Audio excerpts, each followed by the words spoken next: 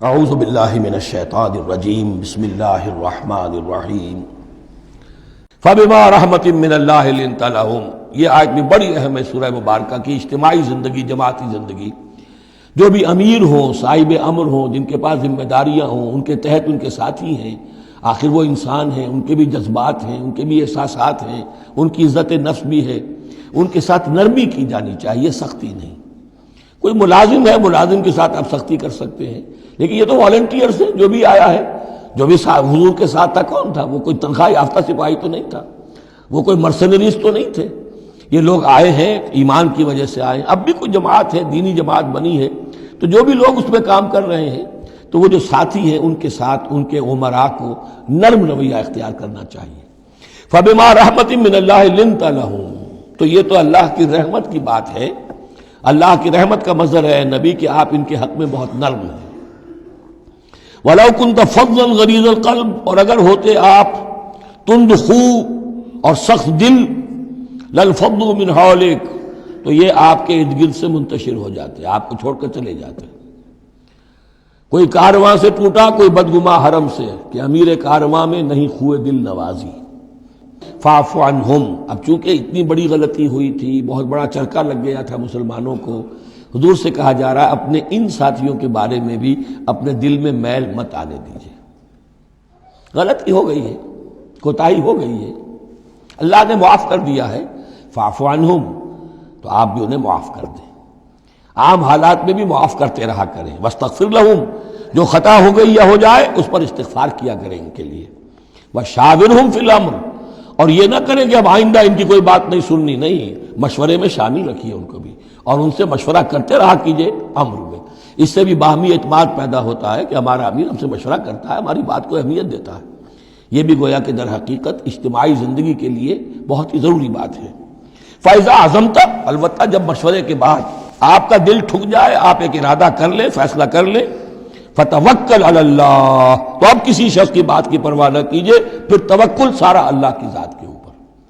یعنی حضور نے مشورہ کیا تھا اس وقت، کچھ لوگوں کی رائے وہی تھی جو حضور کی رائے تھی، لیکن کچھ حضرات نے کہا کہ ہم تو کھلے میدان میں، ہم کاہے کو جان بچا کر بیٹھے یہاں پر، ہمیں تو شہادت کی موت چاہیے، شہادت مطلوب و مقصود مومن۔ تو حضور نے ان کی رعایت کی، فیصلہ کر دیا۔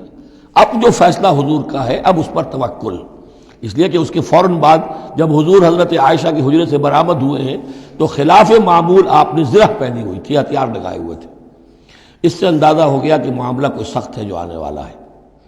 تو پھر ان لوگوں نے کہا حضور ہم اپنی رائے واپس لیتے ہیں، جو آپ کی رائے اس پر عمل کر لیں۔ یہ اس کا معاملہ ہے، جب ایک فیصلہ ہو جائے تو یہ نہیں کہ اب دل میں یقین ہو جائے آدمی، ابھی ادھر ابھی ادھر، نہیں، پھر اس کے اوپر جم جائے۔ فَإِذَا عَزَمْتَ، جب آپ ایک فیصلہ کر لیں، فَتَوَكَّلْ عَلَى اللَّهِ، تو اللہ پر توکل کیجئے، ان اللہ یحب المتوکلین، یقیناً اللہ تعالیٰ توکل کرنے والوں کو پسند کرتا ہے۔ ان ینصرکم اللہ فلا غالب لکم، اے مسلمانوں دیکھو، اگر اللہ تمہاری مدد کرے گا کوئی تم پر غالب نہیں آ سکتا۔ وَإِن یخذلکم، اور اگر اللہ تمہاری مدد چھوڑ دے، دستکش ہو جائے، فمن ذا الذی ینصرکم من بعدہ، تو کون ہے وہ جو تمہاری مدد کرے گا اس کے بعد۔ وعلی اللہ فلیتوکل المؤمنون، پس اللہ ہی پر توکل کرنا چاہیے ایمان والوں کو۔ وما کان لنبی ان یغل، اور کسی نبی کی یہ شان نہیں ہے کہ وہ غل کرے۔ اب یہ غل اور غل، یہ دو الفاظ ہیں عربی زبان کے۔ عام طور پر جو غل کا لفظ آتا ہے وہ مال غنیمت میں سے کسی چیز کا چوری کر لینا، اور غل ہے دل میں کینہ ہونا۔ تو ایک خیال تو یہ ہے، اور یہ روایات ہیں کہ حضور پر کچھ منافقوں نے الزام لگایا تھا کہ مال غنیمت میں آپ نے کوئی خیانت کی ہے، معاذ اللہ ثم معاذ اللہ۔ تو اس کا جواب دیا جا رہا ہے کسی نبی کی یہ شان نہیں ہے کہ وہ کوئی چوری کرے، کوئی چیز چھپائے۔ وَمَن یغلل یأت بما غل یوم القیامہ، اور جو کوئی ایسا کام کرے گا وہ تو پھر جو کچھ اس نے چھپایا ہوگا لے کر حاضر ہوگا قیامت کے دن۔ ثم توفی کل نفس ما کسبت وہم لا یظلمون، پھر ہر ذی نفس کو دے دیا جائے گا، توفا دیکھیے، پھر وہ دیا جانا، وفا یوفی، یوفا توفا، ثم توفا کل نفس، پورا دے دیا جائے گا ہر جان کو، ما کسبت، جو کچھ اس نے کمایا ہوگا، وہم لا یظلمون، اور ان پر کوئی ظلم نہیں ہوگا۔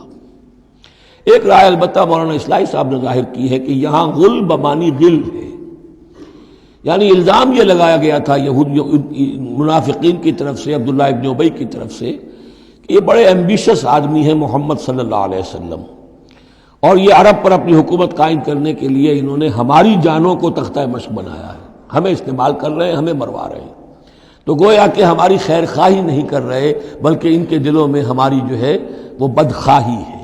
تو یہ غل کے معنی میں یہ ان کا مفہوم ہے جو انہوں نے لیا ہے، واللہ اعلم۔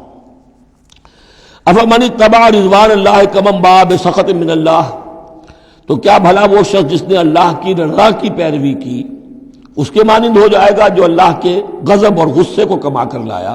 وَمَأْوَاهُ جہنم، اور اس کا ٹھکانہ جہنم ہے، وَبِئْسَ الْمَصِيرُ، اور وہ بہت ہی بری جگہ ہے پہنچنے کی۔ ہم درجات عند اللہ، ان کے بھی درجے بندیاں ہیں اللہ کے ہاں، جیسے نیکوکاروں کے درجے ہیں بدکاروں کے بھی درجے ہیں، سب بدکار برابر نہیں، سب نیکوکار برابر نہیں۔ واللہ بصیر بما یعملون، اور جو کچھ یہ کر رہے ہیں اللہ اسے دیکھ رہا ہے۔ اب یہ آیت بھی پھر دیکھیے سورہ جو بقرہ میں 2 دفعہ آیا تھا مضمون، وہ اب تیسری مرتبہ یہاں آ رہا ہے۔ حضرت ابراہیم حضرت اسماعیل کی دعا میں مضمون آیا تھا، ربنا وبعث فیہم رسولا منہم یتلو علیہم آیاتک ویعلمہم الکتاب والحکمۃ ویزکیہم۔ پھر آ گیا تھا 18ویں رکوع کے آخر میں، کما ارسلنا فیکم رسولا منکم یتلو علیکم آیاتنا ویزکیکم ویعلمکم الکتاب والحکمہ ویعلمکم ما لم تکونوا تعلمون۔ اب یہ تیسری مرتبہ مضمون آیا، لقد من اللہ علی المؤمنین، اللہ نے بہت بڑا احسان کیا ہے اہل ایمان پر، اذ بعث فیہم رسولا من انفسہم، جب ان میں اٹھایا ایک رسول انہی میں سے، ان کی اپنی جانوں میں سے، ان کی اپنی قوم میں سے، یتلو علیہم آیاتہ، جو تلاوت کرتے سناتا ہے انہیں اس کی آیات، ویزکیہم، اور انہیں پاک کرتا ہے۔ ترتیب اب ہمیشہ کے لیے یہی ہوگی، تلاوت آیات، تزکیہ، اور پھر تعلیم حکمت، تعلیم کتاب و حکمت۔ وَيُعَلِّمُهُمُ الْكِتَابَ وَالْحِكْمَةَ، اور تعلیم دیتا ہے انہیں کتاب اور حکمت کی۔ وَإِن كَانُوا مِن قَبْلُ لَفِي ضَلَالٍ مُبِينٍ، اور یقیناً اس سے پہلے یعنی رسول کی آمد سے قبل تو وہ لازماً کھلی گمراہی کے اندر مبتلا تھے۔ صدق اللہ العظیم۔